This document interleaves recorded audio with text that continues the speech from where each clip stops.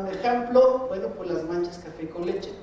Más de 5 manchas café con leche pueden orientar a una enfermedad que se llama neurofibromatosis, entonces cuidado con eso. ¿Sigue? Entonces vean la posición de la niña, no alcanza a ver muy bien, pero vean que tiene apéndices parauriculares, una hernia umbilical. Estos son malformaciones menores que de alguna manera nos van a ver. A veces la oreja no siempre es fácil, así que los invitaría a que cada quien viera a sus compañeros, que me dijeran, ¿verdad? Oye, no tiene ninguna, ¿verdad? Pero vean, hay ciertos grados en esas circunstancias. Simplemente se llaman microtias. Microtia hasta en este otro grado, que es microtia atresia. Entonces fíjense, niños que tengan apéndices parauriculares o fosetas ya nos van a orientar sobre un defecto al nacimiento. Así. Entonces, si vieron esta película, lástima que no jala ya ahorita no sé por qué razón no funcionó. La que sigue, este chavo, lo que van a encontrar es que tenga, por ejemplo, una fisura labial muy bien corregida, el cual su léxico es muy adecuado, en fin, no tiene ningún problema. Pero para los pediatras es muy importante lo que sigue. Cuando encuentren 2 o 3 malformaciones menores, ¿qué creen? Hay que buscar una mayor. Y eso es muy importante porque hay que buscarle una malformación sobre todo en eso. Fíjense que en los recién nacidos, por ejemplo, para niño Down, ¿verdad?, el diagnóstico es 1, fisuras palpebrales oblicuas, que sea, puede decir que parezca niño Down, que tenga los ojos así chinitos, ¿no? 2, perfil plano. Y 3, hipotonía. Con eso hacen el diagnóstico. Con eso para sospechar un niño con síndrome de Down en el periodo del recién nacido. Sin embargo, siempre van a andar viendo las manitas y los pies. Bueno, sí ayuda, pero ojo, los pliegues únicos transversos, el pliegue simiano, se ve muy feo, los pliegues únicos transversos solamente se presentan un 60%.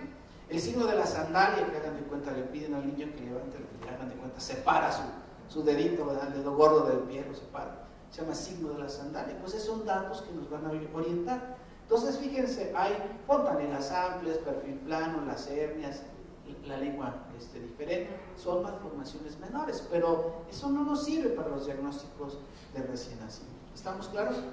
La que sigue, por ejemplo, otro caso que también es importante que vayan viendo, que dijeron aquí que de los 10 años, las niñas Turner, ahora para Secretaría de Salud, le importan, porque se empezó a mover sus números, de repente se empezaron a morir gente joven y tenían siempre tumores germinales. Y una de las razones fue que las niñas Turner pueden llegar a tener ese diagnóstico. Entonces, no se diagnostican. Generalmente depende mucho del momento en que lo podamos ver. ¿Cómo lo van a sospechar ustedes? 1, pues que primero es en niñas. 2, que tengan linfedema de manos y de pies. Que tengan de cuenta, tengan las manos muy hinchaditas. En la etapa del kinder, sobre todo del escolar, pero antes de los lactantes, sobre todo defecto cardíaco. Y el defecto cardíaco más común son los pacientes que tengan coartación aórtica o un ventrículo único. En la etapa escolar, generalmente van a ser las niñas más chaparritas del salón. Por ejemplo, ustedes ven esta niña, ¿verdad?, no tiene casi pocos estigmas de síndrome de Turner. Los ojos grandotes, a lo mejor que tiene un poquito de nevos, y eso es lo que va a orientar. Pero si le pedimos a esta niña que nos enseñe sus nudillos, vamos a encontrar una hipoplasia del cuarto metacarpiano y metatarsiano. Entonces ya nos va a orientar.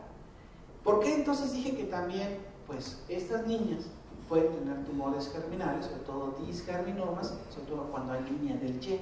Entonces sí es importante checar en ese periodo, porque entonces los datos y la meta, ¿verdad?, de que ibas a disminuir, pues resulta que no, ¿verdad? Dale la que sigue. Entonces, mucho cuidado. Las malformaciones menores dijimos que se presentan del 12 al 15%. Vean que sí nos van a hacer como herramienta diagnóstica. Hay, por ejemplo, la trisomía 18 o la 13 tienen como 50 malformaciones y uno los puede, o defectos al nacimiento. Bueno, entonces, ¿por qué es importante? Fíjense, el 90% de los recién nacidos con 3 o más malformaciones, hay que buscar una mayor. Ese es un dato. ¿Qué más? Que las malformaciones menores nos van a permitir un diagnóstico. ¿Por qué? Porque, crean o no, vamos a empezar a jugar a los pronósticos. ¿Quién va a ganar el Super Bowl? ¿Quién va a ganar el de Barcelona y Real Madrid? ¿Seguros? Todo el mundo está, apuéstenle. Bueno, pues resulta que cada quien, ¿a quién le importa? Que si gana fulanito. Pero ¿qué creen? Cuando están con un recién nacido y tiene eso, a unos, pues total, hombre, vas a ser pediatra. Pero ojo, retardo mental, cuando hay defecto al nacer, va a ser un impacto. Y a veces no le damos ese tiempo a las personas. Por eso tenemos que ser cautelosos qué decimos y cómo lo decimos. ¿A que sí? Entonces, ¿cómo es la etiología? Ya dijimos entonces que es multifactorial. Que tiene que ver el macro y el micro. Mujeres diabéticas, acuérdense que favorecen defectos cardíacos. Entonces debemos tener cuidado. Diabetes gestacional es algo importante en nuestro medio que va a influir notablemente en esto. El tabaco, ¿verdad?, puede favorecer niños con peso bajo al nacimiento. Eso ya todo el mundo lo sabe. Ahora dime, oiga doctor, estoy embarazada. ¿Hasta cuánto alcohol puedo tomar? No le dicen. ¿Y qué le van a decir? ¿Sí o no? Por eso es importante. Aunque les digan lo que les digan, de todas maneras no les van a hacer caso. Pero ¿qué creen? Vale la pena que les digan cuidado, sobre todo, idealmente tolerancia cero. Idealmente no se sugiere, porque sobre todo en el primer trimestre del embarazo, algunas de ellas no lo saben. Así que mucho ojo, porque esto es una etiología compleja. ¿Sí? Recuerden entonces que va a haber factores genéticos y la mayoría de las veces factores multifactoriales. Se va a romper el balance de la fuerza, ¿sí? Y entonces vamos a encontrar diversas cosas. Uno, lo que se llama el genotipo, es el total de genes que una persona tenga para para expresar lo que se llama el fenotipo, la parte. Entonces imagínense, aquí tenemos el genotipo y el fenotipo. La que sigue, por favor. Entonces hay factores ambientales. Sí hay genética, pero hay factores que se van sumando, factores físicos, químicos y biológicos, finalmente van a dar alguna circunstancia peculiar. Entonces hay la genética para que después se convierta en alguna cosa diferente. Lo que vamos a encontrar se llama lo que llama susceptibilidad. Esto es muy importante de analizarlo. Este patrón de herencia también es para la inteligencia, ¿no? ¿Quiénes son más inteligentes? ¿Los hombres o las mujeres? ¿Qué dicen los hombres? Hombre, caray, son caballeros, no pueden. Bueno, pues la herencia se ve así, aunque ¿qué creen? Los datos más sobresalientes ahorita dicen que las mujeres son más inteligentes, pero no hay que decírselos porque si no se lo creen. Y entonces resulta que tenemos que ser cuidadosos en ese patrón. Se hereda la susceptibilidad, pero ojo, fíjense, más del 50% de los defectos van a tener alguna otra cosa. Entonces tenemos malformaciones por la presentación en mayores y menores. Vamos a ver ahora por patogenia. Vamos a ver tres grupos: malformación, deformación y disrupción. ¿A qué se refiere eso? Entonces, malformación es algo que está estructuralmente o intrínsecamente está anormal, si tiene un factor genético. ¿Estamos? ¿Cuál sería? La que sigue, entonces veríamos, por ejemplo, pues un defecto fisura labiopalatina. Hay más de 200 síndromes que se cursan con fisura labiopalatina. Entonces, bueno, la anencefalia es un caso de ellos, que mencionó la doctora lo que tenemos que hacer. Entonces, es notablemente dependiendo en qué momento se forma. ¿Aquí sigue?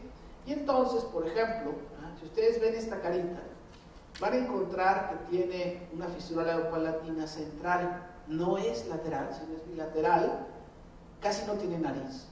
Los ojos están pegaditos, eso se llama hipotelorismo.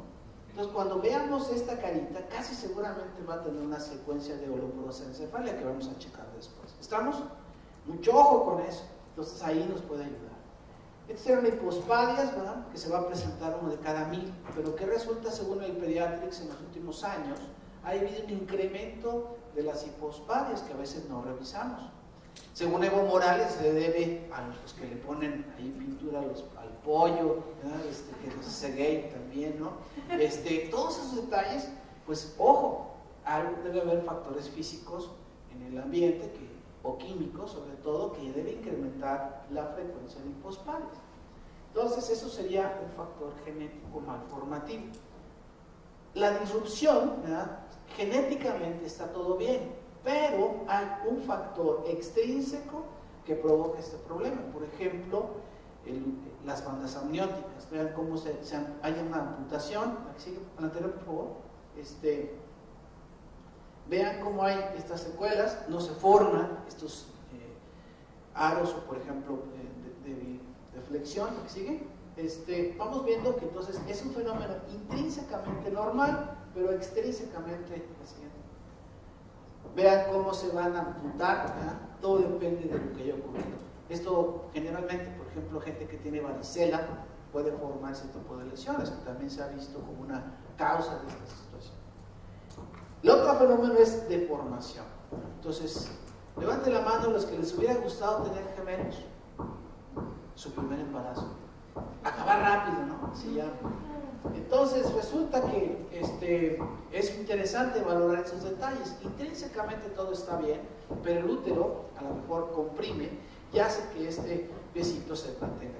Los gemelos tienen mayor riesgo de deformación, ¿verdad? Ese es el riesgo que uno tendría. Así que fíjense, entonces por este factor vemos, hay malformación, deformación y disrupción. Vean más o menos los porcentajes. La mayoría es multifactorial en la malformación, pero los otros, ¿verdad?, van a ser en etapas muy tempranas, en etapa embrionaria. Y bueno, fíjense que su pronóstico va a depender del tiempo y la posibilidad de corrección. ¿Sí? Entonces, tendríamos esa forma. Otra forma de ver las malformaciones es si son aislados o son múltiples. Aislados, por ejemplo, pues sería un defecto único y exclusivo, que están localizados a un área peculiar, ¿no? Como la fisura palatina, el cardíaco a veces. Pero la mayoría de los defectos que vamos a ver generalmente son dos o más malformaciones presentes en un niño. Y entonces ahí vamos a tener que checar esto: defecto de campo del desarrollo, secuencia, espectro, ¿no?, asociación y síndrome. No quiere decir que el síndrome sea más importante que todos los demás, pero entonces vamos a ir viendo el primero. Entonces se llama defecto de campo del desarrollo. ¿Se acuerdan cómo se llamaba esta forma? Ojos pegaditos, ¿cómo se llamó? Hipotelorismo, fisura medial. Cuando uno ve la cara de estas cosas, casi seguramente tenemos ojos de TAC, no va a tener nada en la chicharina, hagan de cuenta. Y vean cuando se ve eso, hagan de cuenta, funciona, respira, pueden sobrevivir hasta el año. Todo funciona bien porque pues, tiene una computadora primitiva, ¿no?, que lo hace que respire y todo, pero pues, va a tener un defecto grave. ¿Estamos? Hay dos tipos, un defecto que se llama monotópico y el politópico. Pero para fines prácticos ocurrió un defecto del desarrollo. ¿Qué le ven a este niño? ¿Qué les llama la atención? Micrognatia. Los ojos. ¿Qué les dicen los ojos? Ustedes lo ven en urgencias y lo ven así con los ojos saltones. ¿Qué les querrá decir ese niño?